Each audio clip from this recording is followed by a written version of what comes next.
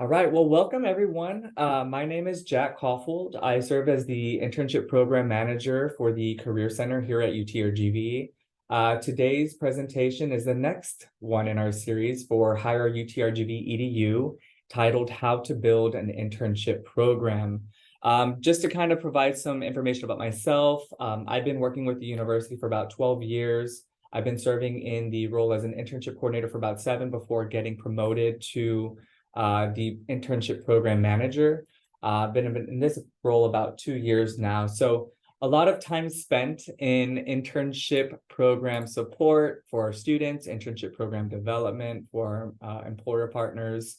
And it's just really exciting to see that, over time, there's a lot of new trends with regards to experiential learning. And, internships are one component of experiential learning. There's a lot of different other types of experiences. But when we're talking about today, the focus will be on internships. Now, as far as what we will be covering, we will be starting with the internship recruiting overview here at UTRGV. If you joined us for our last presentation, which was last week, you got an overview of recruiting at UTRGV and understanding the policies, getting some information on Handshake. But particularly to today's presentation, we will talk more about internship recruiting at the university. In addition to that, we will have an overview on planning for an internship, a lot of discussion on what is involved, right? The timing, the planning, and so forth. Also discussing how to create an effective job description for internships, as well as supervising an intern, what the onboarding and management process could look like in ways that you can really engage a student. And then at the end of the presentation, we'll make time for a Q&A. I encourage you to ask questions during the presentation if you see something come up, and we can possibly address them at that time. But most likely we will address those at the end of the presentation. All right, so as far as the Career Center goes, for those that are new or not familiar with the Career Center, every institution does have a career services office or a career center that supports our students with their career and professional development. But for our employers, the Career Center is your one-stop shop for all your campus needs, right? And what we look towards doing is building a transformational relationship between the University of Texas Rio Grande Valley and your organization and or your company. And really the Career Center's primary goal is to assist students transition into professionals and active members of the working society. We do take pride in educating our students on professional practices, and we want our students to experience positive practices in the workplace. Now, we do have an internship program within the Career Center, but a lot of times they're thinking, okay, how do I how do I participate in this program? How do I sign up? What do I need to do? What I'd like to highlight is this program in particular is a dedicated initiative with the goal of developing experiential learning opportunities or internships for UTRGV students. And so with employers, through their participation in this program, partner employers will receive specialized services, including internship program development, program support, tailored resources and recruitment tools. And we talk a lot about Handshake.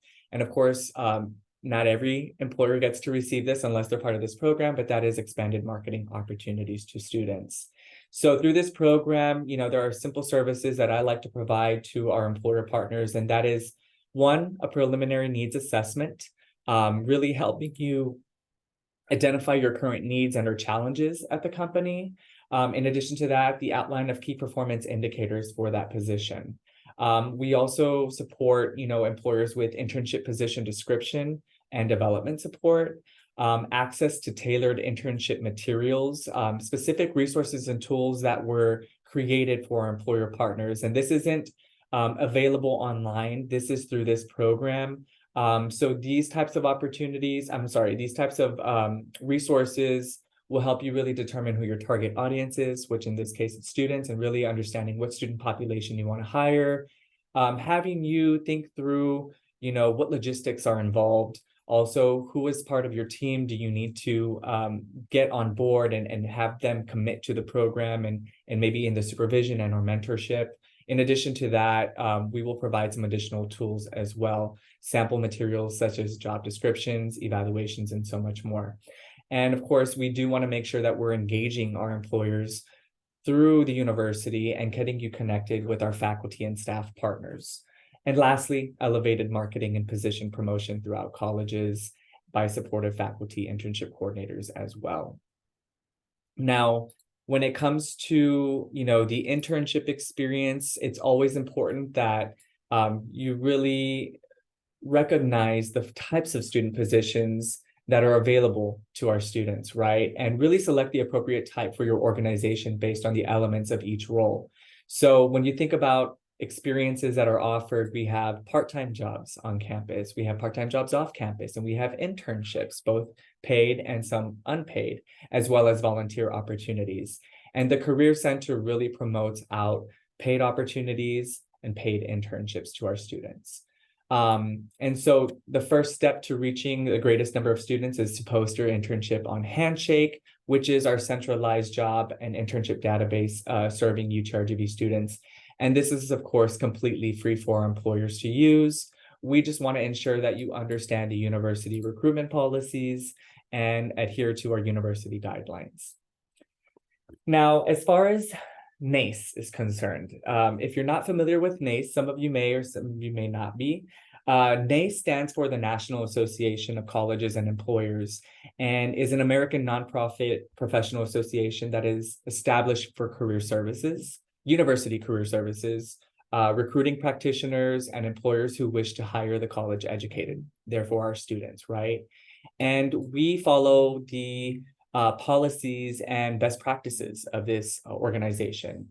And so when it comes to internships, they have their own definition for what an internship is. But if I could describe it in short, by NACE standards, an internship is defined as a short-term, usually semester-long opportunity for a student to gain valuable hands-on experience in their field of study and or career interest.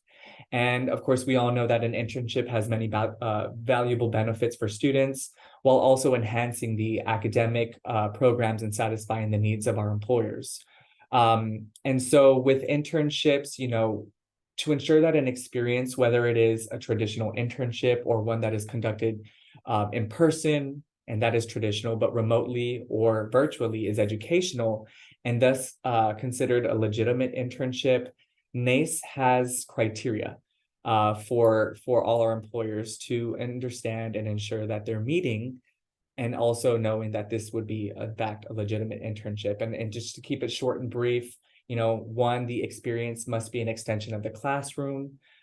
Two, the skills or knowledge learned must be transferable to other employment settings. Three, the experience has a defined beginning and end date and a job description with desired qualifications. Four, that there are clearly defined learning objectives and or goals that are related to the professional goals of the student's academic coursework. There is also supervision by a professional with expertise and or education within that field. And of course, that there is routine feedback by that supervisor and resources, equipment, and facilities to be offered by the hosting employer that supports those learning objectives. And so if all of this criteria is followed, it is then the opinion of NACE that the experience can be considered a legitimate internship. Now, of course, the Department of Labor does have guidelines for unpaid internships. And if you are considering an unpaid internship, the position must be compliant with Department of Labor's Fair Labor Standards Act, FLSA.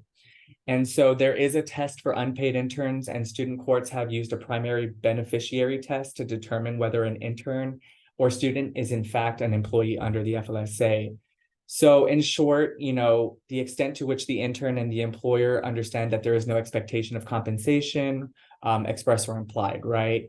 The extent to which the internship provides training that is similar to an environment that is educational, the extent to which the internship is tied to the intern's formal academic program or educational program, for example, clinical opportunities under nursing or student teaching under the College of Education. These are directly tied to their formal education program.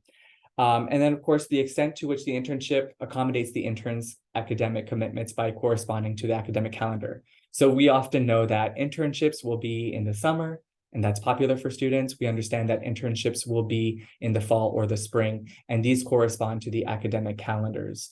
Also, the extent to which the internship's duration is limited to the time period in which the internship provides the intern with beneficial learning. And then we also have to understand that for unpaid interns, they cannot do the same type of work that a paid employee is doing, right? So rather than displacing that work, they must complement that work. And then, of course, in final, the extent to which the intern and the employer understand that the internship is conducted without entitlement of a paid job at the conclusion of the internship. And so one thing I want to highlight before we move on to the next slide is that the UTRGV Career Center does not accept unpaid internships in specific categories when it comes to sales, social media marketing, administrative support, reception, customer service, or any type of clerical work, any technical work. We do promote unpaid opportunities unless they are, if they are tied to the curriculum somehow. We also make case-by-case situations where we will look at government and nonprofit, determining what that experience is offering. Now, as far as benefits of the internship, we understand that there are many benefits for our students, and we understand that there are many benefits to our employers. But what I really want to highlight is the benefits to our employers. So we do know that interns provide fresh ideas, right? Interns bring the breath of fresh air into the company with enthusiasm. They also bring fresh perspectives to old problems and can help identify solutions or provide solutions to current needs or challenges. Interns also provide new industry insights. The interns can support companies or organizations with industry changes and development that are happening within a particular field, right? From new technologies to shifts in consumer behavior. And they have the potential to create both opportunities and take on challenges for businesses. And I think one of the biggest highlights is that internships for employers, it's at a low cost, right? Employers of interns obtain relatively inexpensive labor at the cost of giving training to interns. Interns typically work for a short period of time without benefits. Students who have completed a company's internship program tend to have higher retention rates than those who did not. And in fact, research by NACE shows that interns who intern at a company are about 32% more likely to be retained than new hires who lack that internship experience, right? In addition to that, interns will support you with brand exposure, right? And your company. So internship programs can serve as a key tactic for measuring and increasing your organization's job awareness, brand awareness. And studies show that candidates are 40% more likely to apply to a job if they recognize that company's brand. And internship programs can be a vital part of strengthening your organization's brand awareness, especially at UTRGV.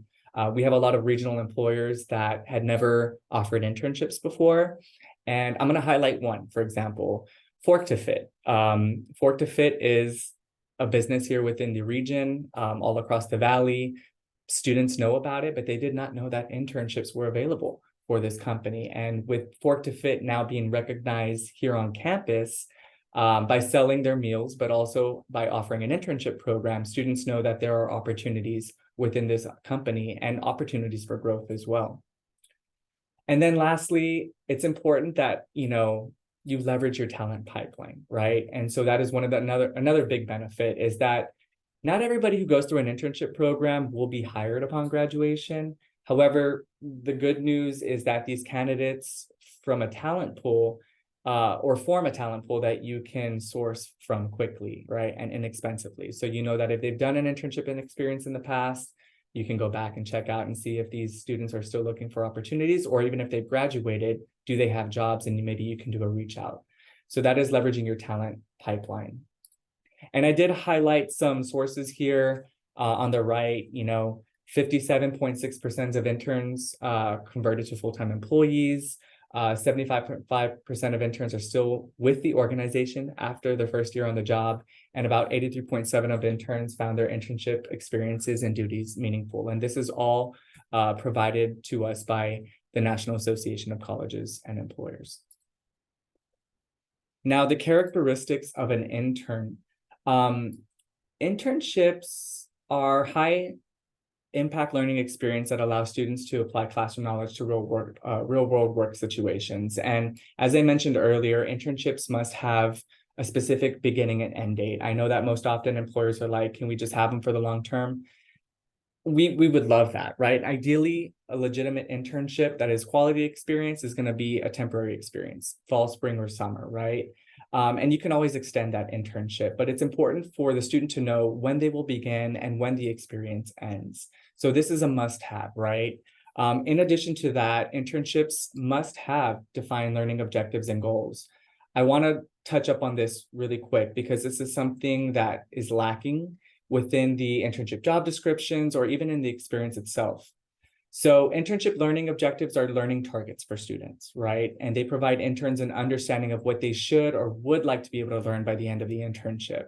And this really can be achieved by connecting competencies, learning competencies to specific projects or tasks. And whether the internship is for credit or non-credit, there are learning outcomes, and learning outcomes should always be considered and listed in the internship job description. And also noting that learning outcomes will also provide internship supervisors with detailed examples that will help in their evaluation. And one key thing to note is that for every internship, there will be routine feedback and an evaluation process.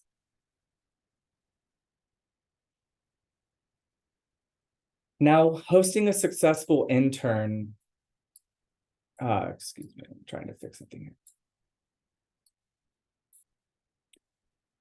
Now, before sitting down to work on your internship program, there is a lot of organization and planning that is critical to make your internship program successful. And I've highlighted 3 key things here, which is resources, planning, and time. So we'll focus on these 3 when it comes to how to build an internship program. Now, in terms of resources, that includes a lot of different logistics that you'll need to consider. That is compensation, that is workspace, that is equipment, and that is technology, right? How much are you going to pay your interns? And you have to think about the opportunity in itself and the type of industry that it's in, right? NACE does provide a lot of great resources for employers to know as an intern, how much should you be paying in the business sector or in the engineering sector, in the sciences or nonprofit?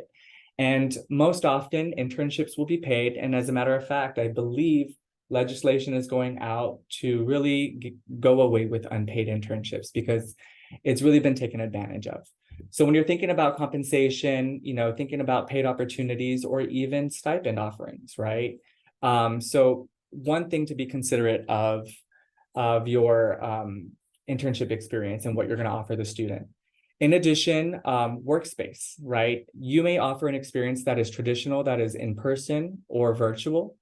And you want to make sure that, you have the resources and opportunities to be able to designate a space for them. So if it is an in-person internship, which is traditional, making sure that you have the working space available to them. If it's a co-working space, you want to make sure that it is set up appropriately. Now, for virtual opportunities or hybrid experiences, making sure that you have the equipment and technology to support that. And as far as equipment, we all know that, general equipment that an intern might use is going to be computer, phone, maybe some specialty items, but even accommodating the student as well. And through technology, we all know that we have our email systems, file sharing systems, account logins, and making sure that you're preparing them in advance with all of this information. That is what is important, to have a orientation where you outline all of this information, right? So these are logistics to consider. Now, as far as planning, that is who, what, when, and where.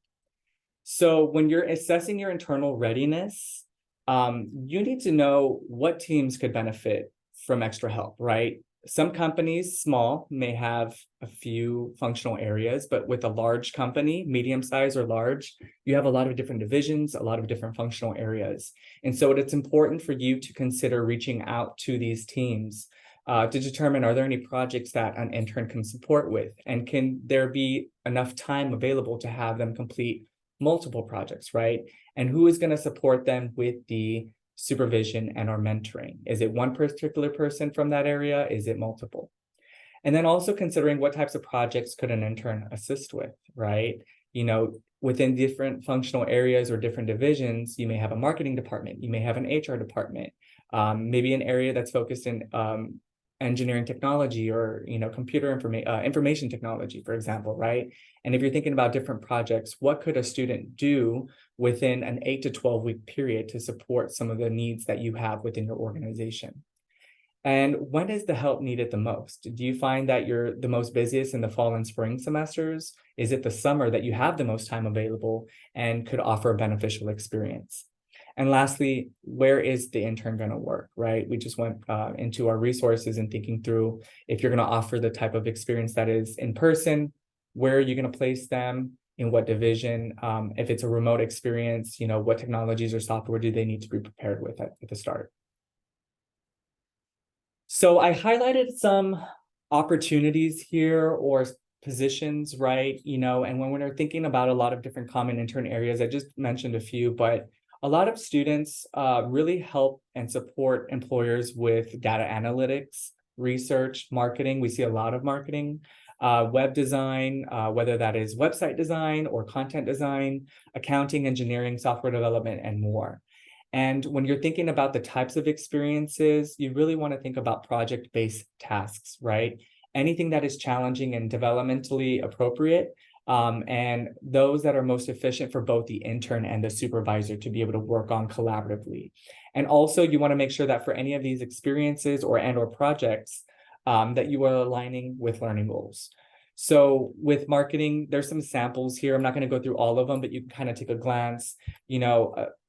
Probably a project or task that a student can have is creating, organizing and executing email campaigns, right, using specific platforms. If it is nonprofit focused, you can help that student identify grant opportunities and manage that application process and really assist with the development for drafting those grant proposals. And then even in journalism, right, and publishing, you can have a student review and evaluate literary submissions, including letters, proposals, and manuscripts. So these are opportunities that these are projects that students can take on that will align with their learning goals and also directly connect the learning competencies, right, or career competencies that support technology, networking, critical thinking, and problem solving. And of course, when you think about the job description, this is going to be one of the areas that you need to put in a lot of work, right? And you might need to connect with other individuals. If you're an HR manager, you're not really going to know exactly what your information technology department is looking for. So you want to make sure that you connect with them to get that information and create a robust internship job description that has all of these criteria right here. So an organizational overview, really just a little bit about the company and a little bit about the position, anywhere from 2 to 4 sentences, right? An introduction to the opportunity. And then you also want to highlight what the purpose of the role is. What is the main focus for the student as they immerse themselves in this experience? And what you really want to include a lot of information in is the job duties and responsibilities. Going back to the previous slide where we highlight one specific task, you might want to highlight 3 different projects that student will work on and a few other job responsibilities as part of that role. And really be detailed. I know that students, we think that they don't want to read a lengthy job description, but we need to provide detailed information for them to understand what they are applying for. And in addition to that, what are the learning outcomes that are tied to those job responsibilities? One area that's typically missed, surprisingly, is the qualifications and requirements. It's what are you looking for in that individual, right? We know that you're looking for a specific major. Are there GPA requirements that you look for? If you're not looking for a GPA requirement, what are some skills that the student must possess and or acquire ahead of applying to this opportunity? And just providing additional information as far as like what they can expect to be doing. If they're going to be carrying a lot of boxes, for example, in a logistics or maybe like a warehouse, you need to let them know that, right? You don't want to catch them by surprise. So just including that information in there. And lastly, the application instructions must be very straightforward.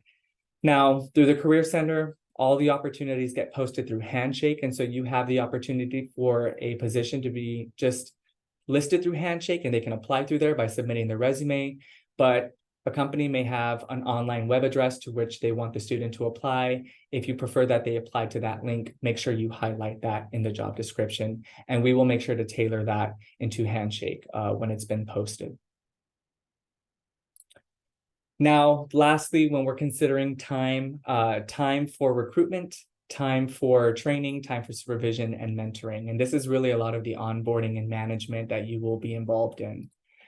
So when it comes to recruiting an intern, we provided out an example here. I would say that this can vary, right? But for most university career services that have a job posting platform like Handshake, this is typically the process that we see, right? So a company will post the internship, ensuring that it meets our guidelines, right? And we do review all internships that come through the university, and we'll make sure that it meets our vetting process. If there's information missing, we will make sure to get back to that employer to get some updates and or changes. And then, of course, once it is approved, it is posted on Handshake or any other job posting site, right, that you may want to post on.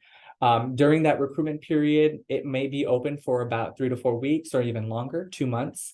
And in this time, the employer will be responsible for screening that applicant and, of course, doing interviews, right? So once it is listed, I don't encourage the employer to just wait to the expiration date. I would encourage them to start looking at applications sooner than later, as it helps you develop an applicant pool and you know who you need to weed out or not to be considered for the internship. And in addition to that, you should really be thinking about providing an offer letter for the selected individual, right?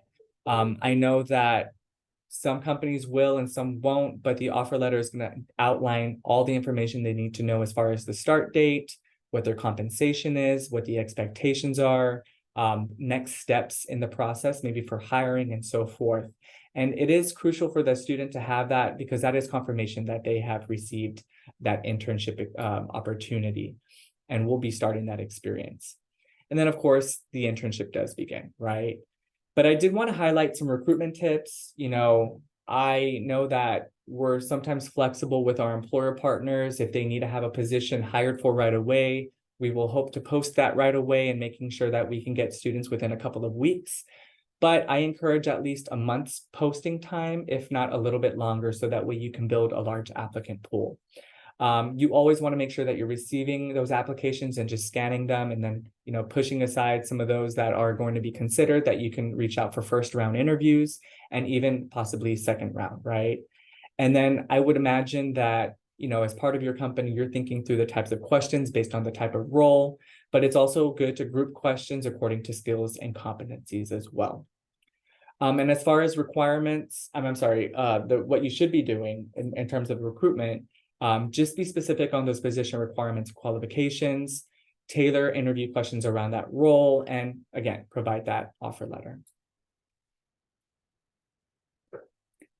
Now, this is a sample of what an internship experience might look like, right? And this is built on a 12-week program. Now, again, this can be shortened to 8 weeks, to 10 weeks, and so forth. But an internship will start with an onboarding process, right? This is going to be where you host an orientation. You bring in the student or all students to this orientation, whether it's going to be held in person and or virtually. And with that, you are going to cover a lot of the company policies, allow them to understand, you know, what the expectations are, what are the next steps in the process as they begin, and then, of course, outlining what that whole entire experience will look like. In addition to that, within the first 1 or 2 weeks, you will also provide some training and goal setting, right? This is where they're going to meet individually with their supervisors to know, okay, you know, through this experience, this is what the learning agreement is. This is the learning plan. Let's work together to see if this meets your expectations as a student. And, you know, let's kind of tailor some of this experience to what you're looking for, right? And of course, I think what's ideal is that you have some sort of executive exposure. We have been working with a local bank here, Vantage Bank, and Ronnie and myself have been invited to their final showcase presentations, but before we get to that, what they are very big on is that executive exposure and making sure the students know who are the leaders within that company. So it's a good idea for companies to consider having a meet and greet with the executives of the company, right? And sometimes we know that they're very busy, it might be hard, but if you plan ahead, you can definitely include them into the experience. And then as far as the internship goes, week 4, week 5, that is the experience. This is where they're going to now just do project work, right? But it's always good to include a mid-semester evaluation, a performance evaluation, and of course, a final evaluation. So in week 6, we see here that now you're giving some feedback to the student on how they're doing, and of course, providing feedback on what they can improve on through this experience before they end. And then they'll continue their, experience. They'll continue that project work. And then I think these are some pluses. I think if you can include some sort of celebratory lunches, maybe even a dinner, have students go out collectively to, network. This can be a bowling event or some other type, right, to celebrate them. I think that would be very fun and engaging for the students collectively.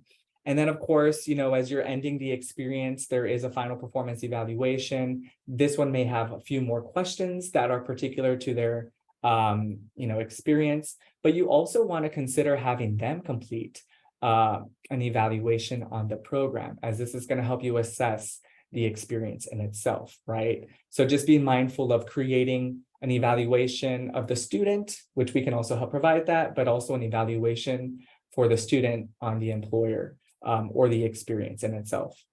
And then what I like, that's not commonly seen often, but I think it's pretty neat. And Ronnie knows that we love to be invited to these final showcase presentations.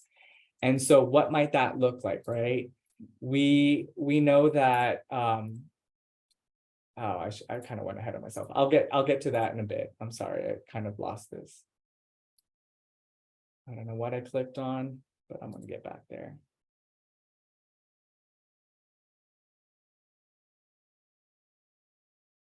Ronnie, can you let me know if I'm sharing my screen right now? Is it on there? It's not.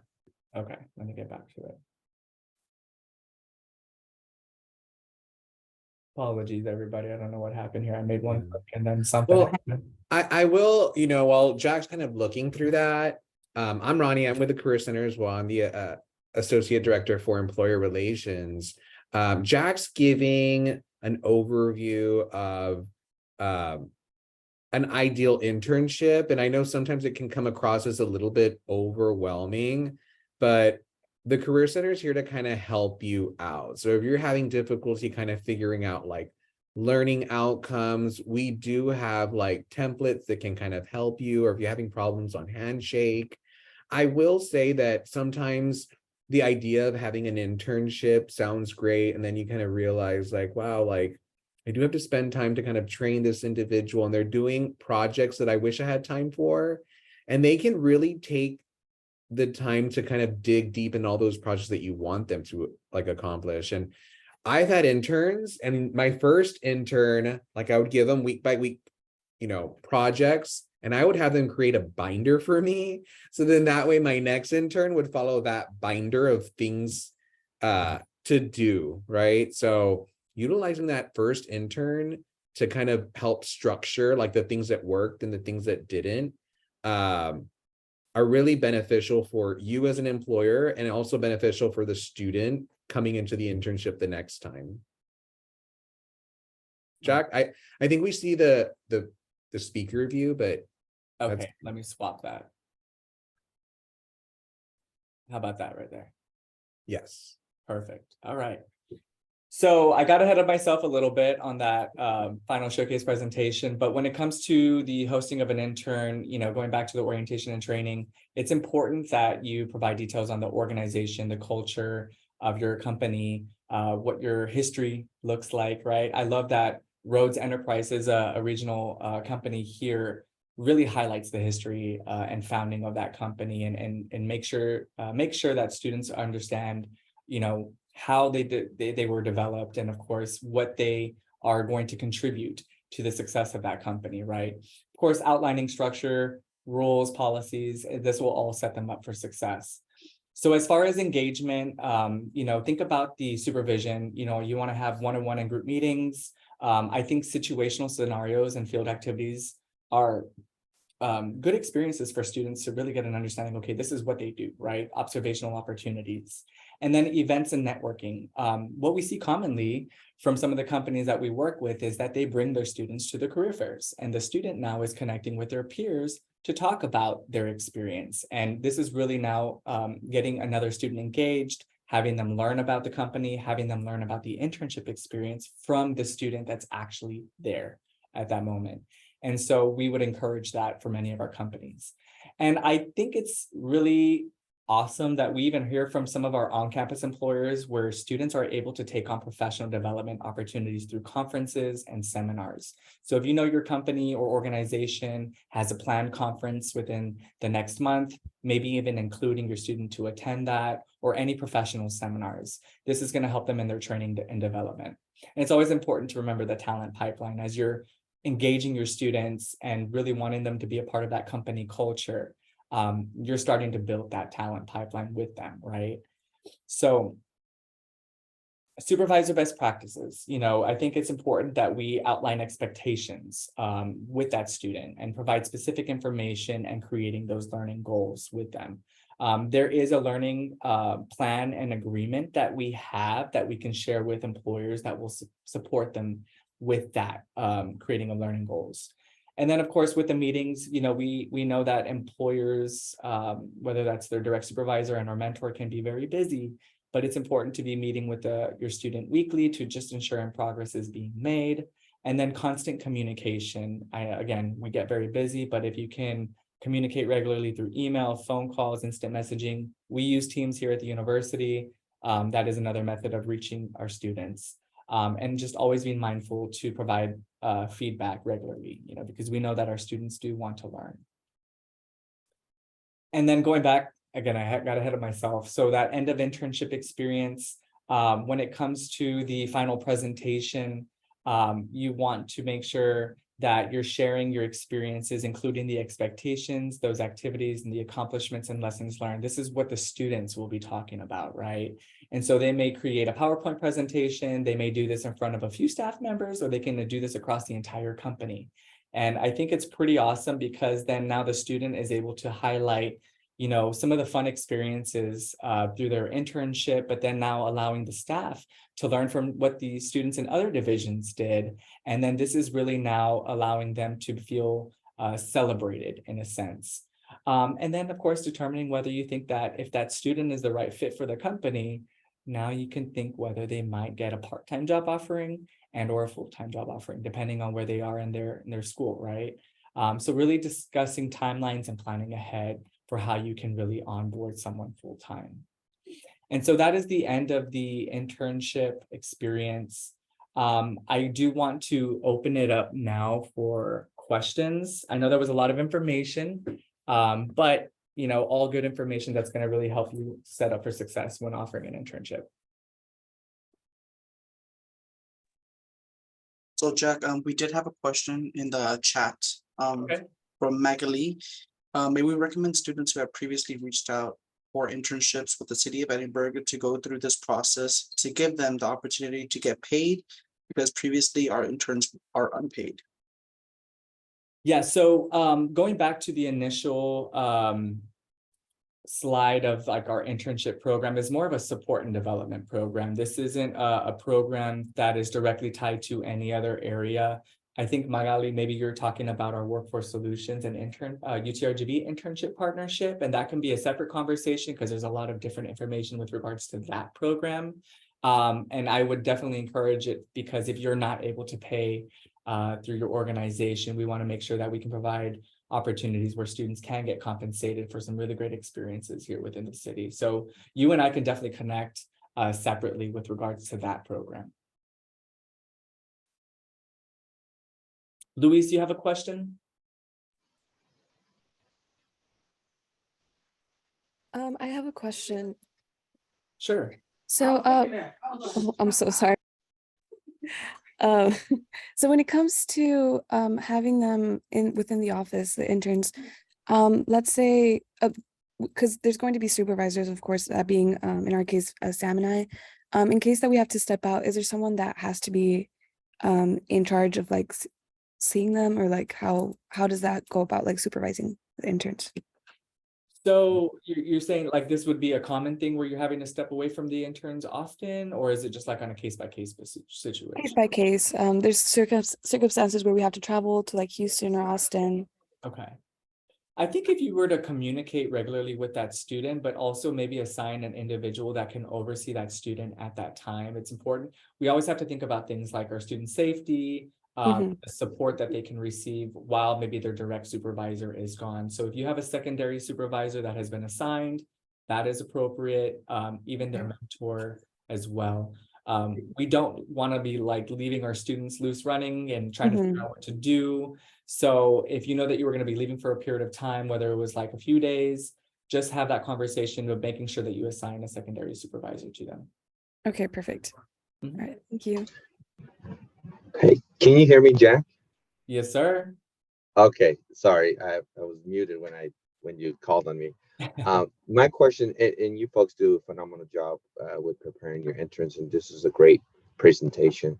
My question is on terms of preparing students to maybe entertain internships outside of the Valley, and having discussions about what's the process entail of getting an apartment. Sometimes these interns have what we call a thin file. For some apartment complexes might do like a background check on their credit history, and they run into challenges. It's a good experience for them to understand and learn these things, but is there anything to do, any programming that you recommend, any resources to look at? I know housing is definitely always comes up as one of those topics that we have to help interns navigate. And we have an extensive list that we try to partner up with various folks, but there's also a part of the intern having to go through all these steps on their own. Mhm. Any recommendations in terms of how to prepare, or what resources or information, or do you folks do any programming to prepare interns as they kind of transition maybe outside of the Valley? And on a side note, happy National Intern Day. So this is a great day It is. that It is you're National that Intern you're Day today. hosting Yes. hosting this seminar. Thank you. Thank you for sharing that. Yeah, I would say with regards to programming and conversations with our students, these could be one-off, but I know that our advisors, as well as myself and our team, we're very familiar with certain programs that might require students to, consider housing if they're leaving the area. Most often, we know our employers can be a big support to sharing out, details on housing and providing resources for the students to consider. And I know that sometimes they'll create like Facebook groups and stuff like that, where they'll include those resources. As far as the Career Center, when we know of a program, for example, like the Archer Center here at UTRGV, which is the University of Texas System Fellowship Program, that is like an opportunity for us to talk to students when we're promoting out the program, that they have to consider that housing will be available for the students, and these are some of the expectations. Fortunately for the University of Texas Rio Grande Valley, students don't have to provide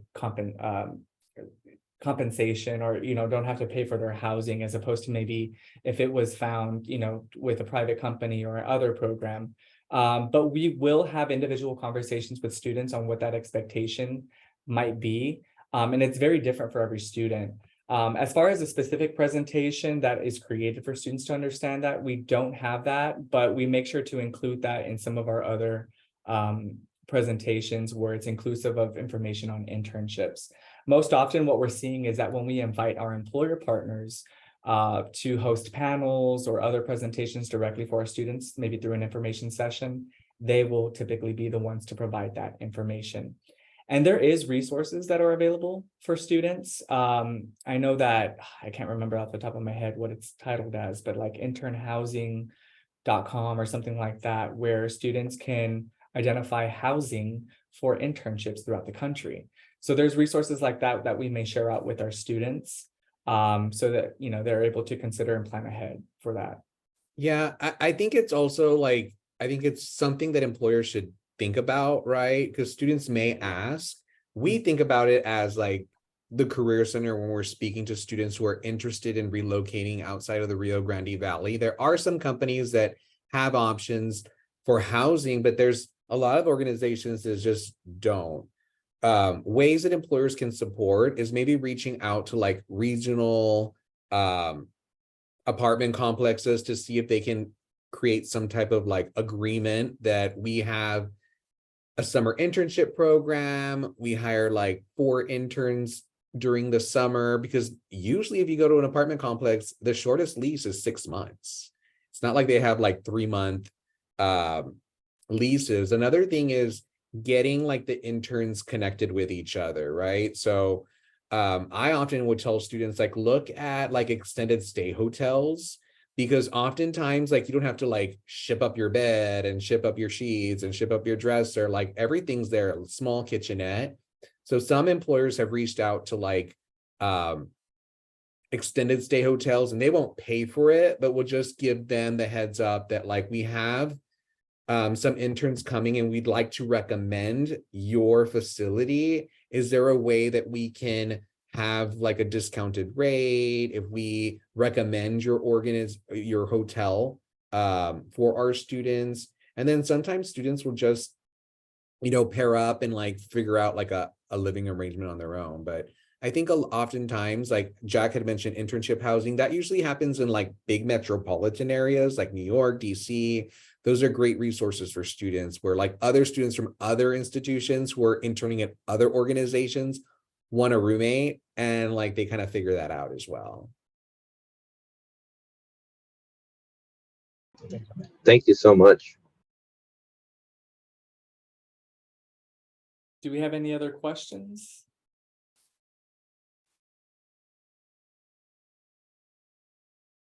Okay. Well, Jack, sure. oh, sorry. Go ahead. Could you possibly send the presentation that you showed us right now to our email? Yes. So I will have your contact information through the registration. I'll go ahead and send it to everyone that's here today. And of course, if there were any specific questions that you maybe didn't think of at the moment, feel free to reach out to me via email.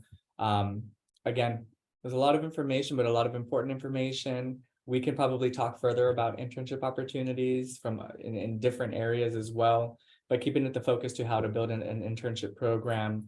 You know, this is where we wanted to start. And for those, if you don't have any other questions, I just want to do a shameless plug that next week, we will be hosting our next presentation in this series, which is how to create impact through mentoring, which is going to be hosted by Damian Ramirez.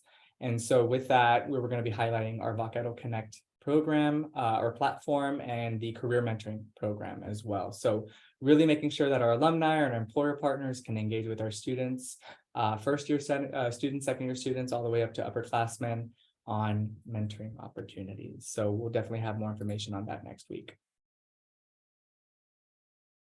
I did provide that link also, just in case y'all want to register already. Thank you all.